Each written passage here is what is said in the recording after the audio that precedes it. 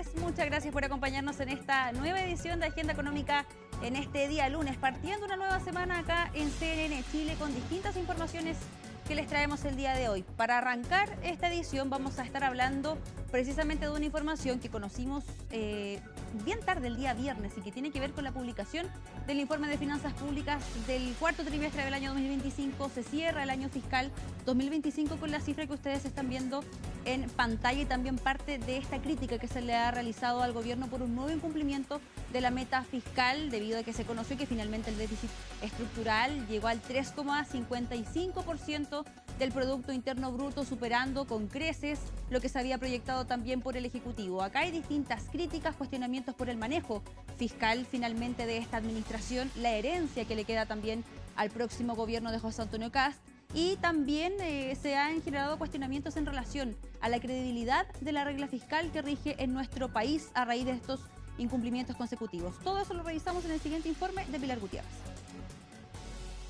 Los expertos ya lo habían advertido, pero las cifras de Hacienda vinieron a confirmarlo. Un nuevo incumplimiento en la meta fiscal de 2025. Y es que la Dirección de Presupuestos dio a conocer que el año cerró con un déficit estructural de 3,6%, más del doble que la meta que tenía el gobierno a principio de año, de 1,6%. Para medirnos según el parámetro de la deuda, creo que hemos sido exitosos.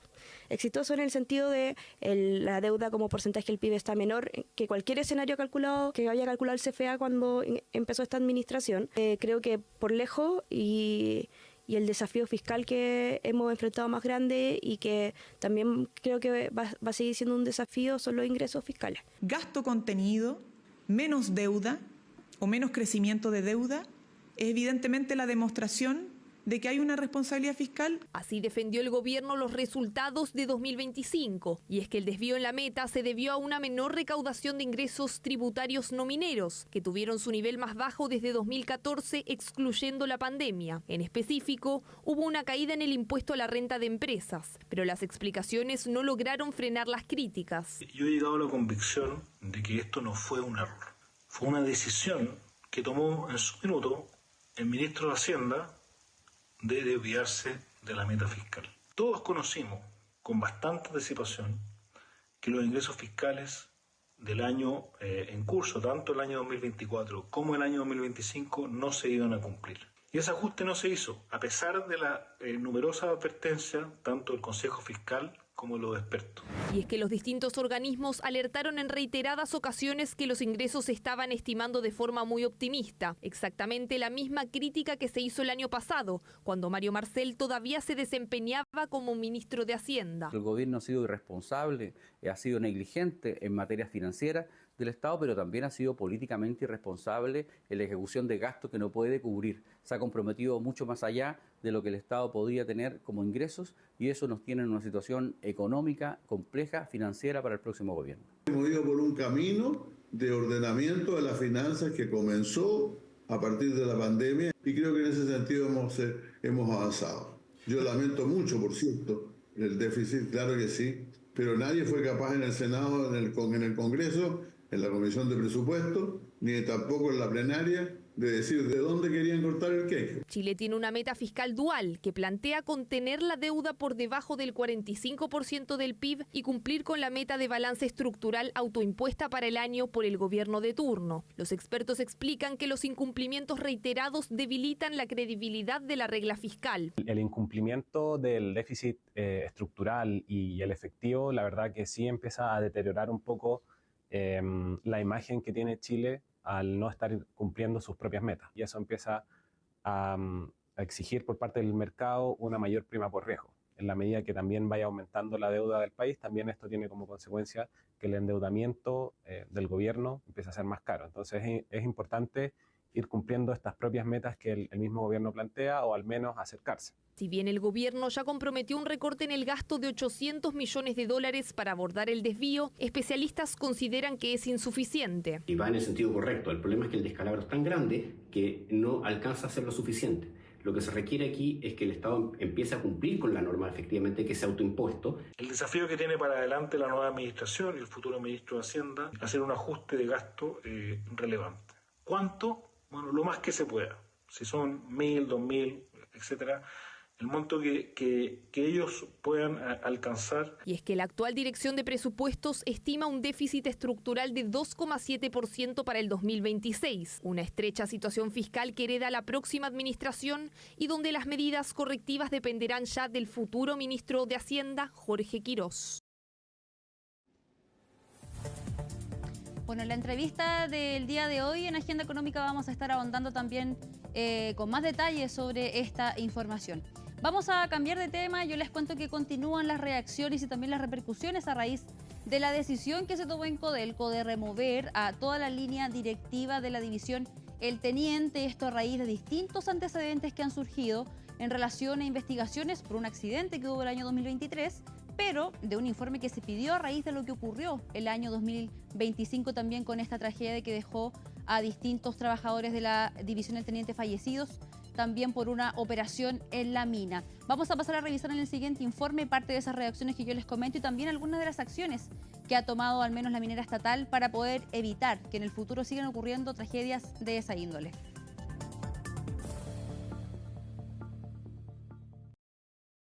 El anuncio por parte de Codelco sobre la remoción de 3 altos ejecutivos generó distintas reacciones. La medida, que responde a un compromiso de investigación profunda tras los últimos accidentes en la división El Teniente, busca sanear la confianza en la gestión técnica de la corporación tras detectar fallas graves a la transparencia y los protocolos internos. La auditoría interna estableció inconsistencias y ocultamientos en la forma en que antecedentes técnicos fueron reportados a la autoridad sectorial, así como la identificación de desviaciones que constituyen incumplimientos graves de deberes, determinando responsabilidades de ejecutivos actuales y ex ejecutivos. Frente a estos hechos, el presidente ejecutivo resolvió la remoción inmediata de la línea ejecutiva responsable. Es importante recalcar que estas salidas se deben exclusivamente a irregularidades detectadas tras un estallido de roca ocurrido el 24 de julio de 2023 en la división El Teniente. Si bien la auditoría interna se inició tras el trágico accidente fatal de julio de 2025, el directorio aclara que los despidos no guardan relación con las causas de esa tragedia. Naturalmente que una acusación de ocultar información que potencialmente deriva en mayores riesgos de trabajo, lo que podría haber incidido en el accidente fatal del 2025, donde hubo 6 muertos, es algo gravísimo que habrá que investigarlo a fondo. Los antecedentes de la investigación van a ser claves, primero, para una posible y probable investigación en comisión que haga la Cámara de Diputados, y segundo, y tal vez más importante, para la investigación que hace la Fiscalía. Ante la gravedad de estas desviaciones y fallas de gobernanza, se determinó la salida inmediata de la línea ejecutiva responsable. Sin embargo, la discusión gira en torno a la permanencia del presidente del directorio, Máximo Pacheco. Creo que acá la salida de Máximo Pacheco no es la solución. Hay que trabajar en conjunto para mejorar estas condiciones y poder seguir fiscalizando a Codelco. Las desvinculaciones son necesarias, pero el directorio y su presidente deben explicar cómo se permitió un ocultamiento de esta magnitud. A finales de 2023, se levantó una comisión investigadora por denuncias de los trabajadores del Teniente sobre las condiciones de la división, en donde algunos diputados aseguran que se hicieron recomendaciones para mejorar el estándar de seguridad. Lamentablemente no se hizo caso. Aquí ya habían antecedentes de que se ocultaba información. Y esto lo supo el presidente de la República, porque este informe, que fue aprobado mayoritariamente en la sala de la corporación, lo tiene justamente La Moneda, lo tiene la ministra de Minería, lo tiene Senagiomin, lo tiene Contraloría y lo tiene Codelco. Desde el gobierno apoyan las decisiones de Máximo Pacheco en cuanto a la destitución de estos ejecutivos y el levantamiento del informe que da cuenta de estas faltas. Nosotros valoramos las medidas que ha tomado Codelco. En primer lugar, las que generaron este informe y en segundo lugar, la desvinculación de los gerentes conforme lo estableció el directorio de Codelco. Y en ese marco, quien ha sido uno de los promotores precisamente para el total esclarecimiento de los hechos dentro de la propia empresa, ha sido Máximo Pacheco. Consultado por el tema, el fiscal regional de O'Higgins no descartó que, a la luz de nuevos antecedentes, se puedan configurar otros delitos en la investigación que lleva a cabo el Ministerio Público por lo ocurrido en 2025. Podría haber alguna falsedad involucrada, o algún otro delito en especial y por tanto por eso nos encontramos estudiando los antecedentes que nos ha remitido. Estamos hablando quizás de algún tipo de falsedad que se haya cometido en la entrega de información a Serna-Geomin. Falsificación de instrumento público, entonces. Podría ser o podría ser algún otro tipo especial y es lo que estamos estudiando. Codelco ha prometido una autocorrección radical en las fallas procedimentales. Para evitar que esto se repita, se implementará un protocolo de firmas digitales inalterables para informes técnicos y un comité de expertos para asegurar el contrapeso científico en decisiones estratégicas.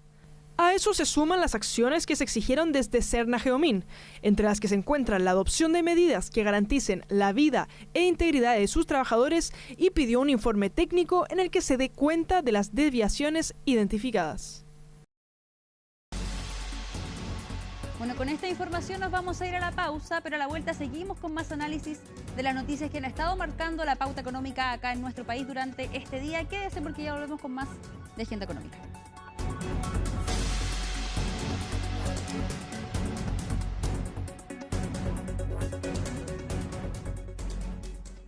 Ya estamos de vuelta con esta edición de Agenda Económica PM acá por las pantallas de CNN Chile, y en la entrevista del día de hoy vamos a abordar precisamente parte del contenido que vimos en nuestro primer bloque, que tiene relación con el escenario fiscal que está enfrentando actualmente el gobierno, qué es lo que va a heredar también la próxima administración, y para analizar aún más en detalle esta situación vamos a tomar contacto de inmediato entonces con Andrés Pérez, él es economista jefe de Itaú, a quien ya vemos en pantalla. Andrés, muchas gracias por acompañarnos. Hola Francisca, ¿qué tal? Un gusto. Primero, bueno, ya se ha comentado bastante, esta es una noticia que conocimos en horas ya más tarde del día viernes, ahora recién se ha vuelto quizás a comentar con un poco más de detalle, más en profundidad este análisis. Es el tercer incumplimiento consecutivo de la meta fiscal y también se ha señalado que es el mayor déficit para periodos en los que no ha medido alguna crisis, como por ejemplo la pandemia del COVID-19. ¿Cuál es el análisis que realizan ustedes del principal problema que habría dentro del escenario fiscal o en las cuentas públicas finalmente? Porque, por ejemplo, la directora de presupuestos, Javiera Martínez, en distintas ocasiones también últimamente ha señalado que acá el problema no está necesariamente centrado en los gastos, sino que más bien en los ingresos. ¿Cuál es el análisis que realizan ustedes, al menos en esa situación? Bien, Francisca, bueno, mira, primero que todo es lamentable que se haya vuelto a realizar un incumplimiento de la regla por tercer año consecutivo, algo que muchos alertamos con bastante tiempo, pero también hay que mirar esto en perspectiva, ¿cierto? La verdad es que hemos tenido incumplimientos de la meta de déficit estructural hace bastante tiempo, ¿ya? Y esto ha repercutido a que, bueno, hemos tenido mayores necesidades de financiamiento por el lado fiscal. Esos necesidades de financiamiento se han ido alcanzando principalmente a través de mayor deuda y también en un uso de los ahorros del país, ¿cierto? Entonces hoy día tenemos una deuda bruta del país que se encuentra en cerca de 42 puntos del PIB y también estamos cada vez con menos ahorros, menos activos disponibles para enfrentar una eventual crisis financiera que eventualmente va a llegar. Andrés, primero acá también se hace otra distinción, al menos la que ha hecho el Ejecutivo en el último tiempo, porque se habla de esta regla dual que por una parte considera la contención de la deuda por debajo del 45% del Producto Interno Bruto, que es algo que el gobierno al menos en el último tiempo ha hecho bastante eco de eso, de los labores que se han hecho al menos en esa línea, y también por otra parte se puede leer que quizás no se le está poniendo el mayor foco, no en cuanto a la importancia, sino que al menos al trabajo que se ha realizado, por otra parte, en relación a cumplir finalmente con la meta del balance estructural. Y también hay algunos especialistas que han señalado que el hecho de que se haya contenido la deuda pública por debajo del 45% no ha sido necesariamente una labor propia del Ejecutivo, sino que responde también a otro tipo de fenómenos. ¿Concuerdan ustedes con eso? Bueno, a ver, yo creo que es favorable que sigamos robusteciendo nuestra institucionalidad fiscal, ¿ya?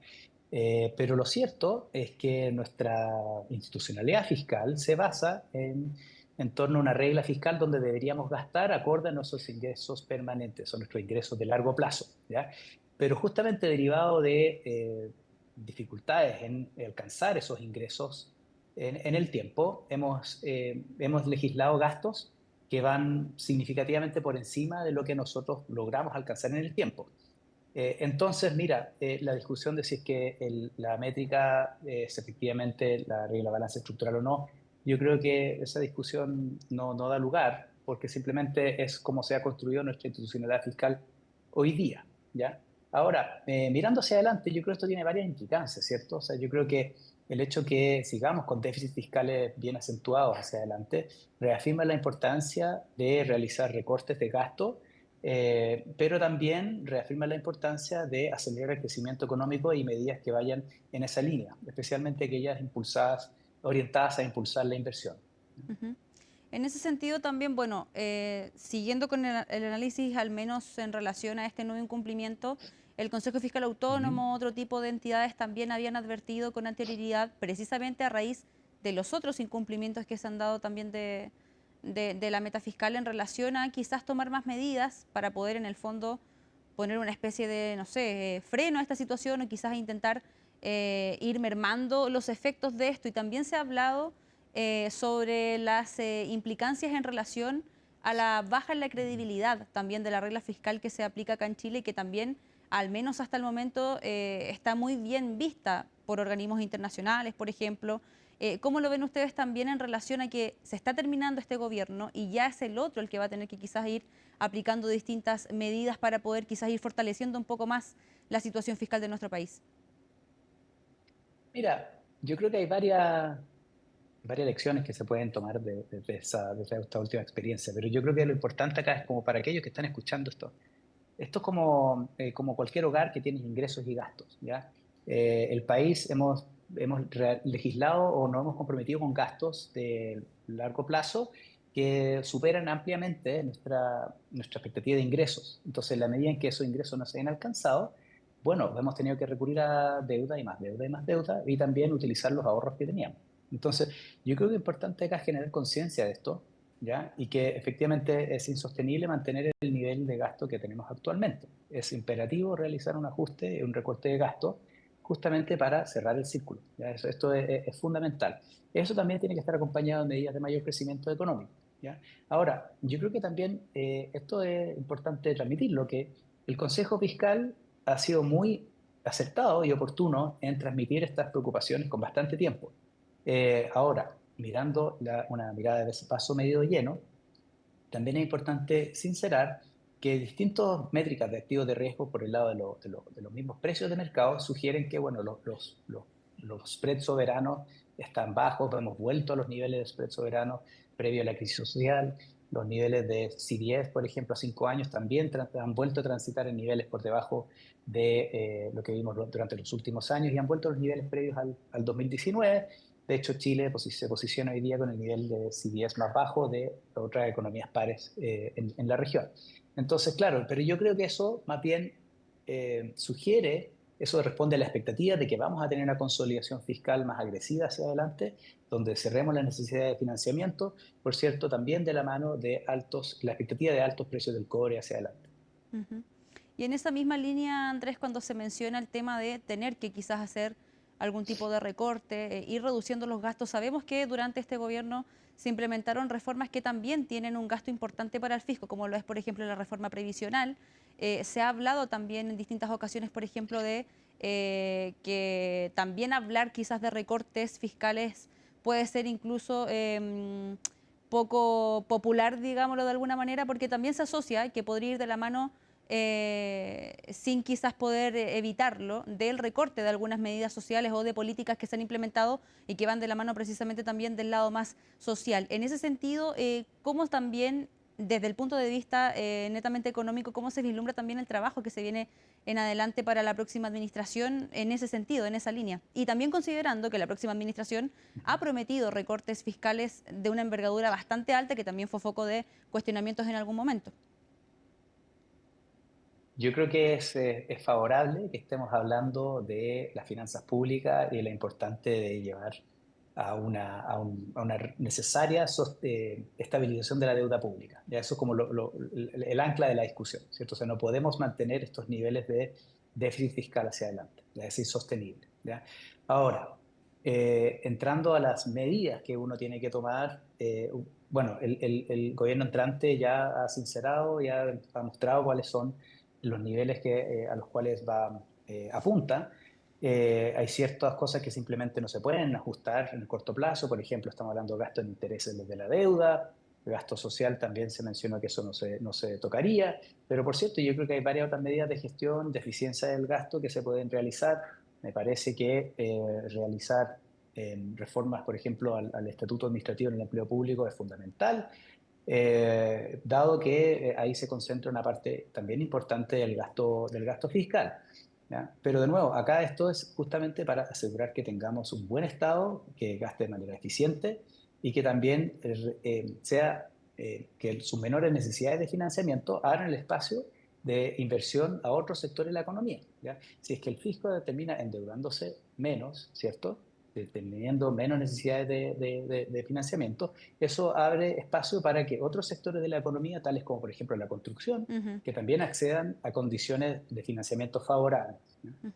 Andrés, para ir terminando también este informe de finanzas públicas, presentó algún tipo de actualizaciones también en algunas cifras macroeconómicas, como por ejemplo el tema del crecimiento que se espera al menos para el año 2026. Hubo una pequeña corrección a la baja en la cifra que se había conocido en el informe anterior, y también desde el lado del IPC se espera que se mantenga cerca del 2,7% al menos al cierre del año 2026. En relación al crecimiento específicamente, ¿cómo también se lee, al menos en estos primeros meses del año, teniendo en consideración otros datos que se han conocido al menos en el último tiempo, de lo que se espera también para esta próxima administración en materia de crecimiento, y que también puedan hacer, por cierto, ahí el pie para lo que significa también los temas de recorte fiscal?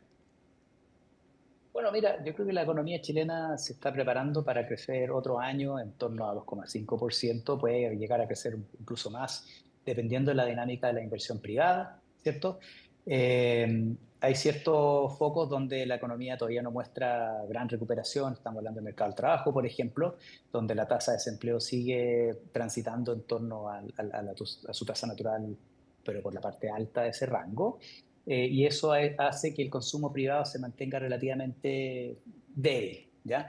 Pero con todo, mira, nosotros tenemos una proyección en Itaú que la economía chilena debiese crecer en torno a 2,6% este año, en un contexto de todavía bastante impulso externo, ¿cierto?, donde tenemos importantes vientos de cola por el lado de los precios del cobre, ¿cierto?, acompañados también, por cierto, de precios del petróleo que siguen bajos de una perspectiva histórica. Y por el lado de inflación, mira, yo creo que ahí son buenas noticias, desde el punto de vista que tras varios años con la inflación por encima de la meta, ya está por abajo de la meta, algo por abajo, ¿cierto? Y debiese transitar algo por abajo de esa meta durante gran parte del año.